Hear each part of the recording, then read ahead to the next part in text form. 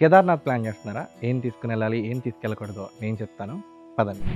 Already హమ్నే last year caution దిగా, అయినా కానీ చాలామంది చెప్పులేసుకొచ్చి ఇబ్బంది పడ్డారు. అందుకే నేనేమంటానంటే ట్రెక్కింగ్ షూ అనేది ఇంపార్టెంట్. అది వాటర్ ప్రూఫ్ అయితే ఇంకా మీకే మంచిది. మీ హోల్ ట్రిప్కి ఇవి కావాలి, ఇవి కూడా కావాలి. మీ లగేజ్ మొత్తం దీనిలో సరిపోయినా హెవీ లగేజ్తో మీరు ట్రెక్ చేయలేరు. అందుకని లిమిటెడ్ లగేజ్తో ఇలాంటి ఒక బ్యాగ్ క్యారీ చేయండి. ట్రెక్కింగ్ పోల్ అనేది మన నీస్ మీద ఎక్కువ ప్రెషర్ పెట్టకుండా మనకి ఎక్స్ట్రా సపోర్ట్ ఇస్తుంది. సో ఖచ్చితంగా ట్రెక్కింగ్ పోల్ క్యారీ చేయండి. కేదార్నాథ్లో క్లైమేట్ అనేది అన్ప్రెడిక్టబుల్గా ఉంటుంది. అప్పుడే రెయిన్ పడచ్చు, అప్పుడే స్నో పడచ్చు. సో ఒక రెయిన్ కోట్ అనేది ఎప్పుడు మీ దగ్గర ఉంచుకోండి. ట్రెక్కింగ్లో వాటర్ బాటిల్ చాలా ఇంపార్టెంట్.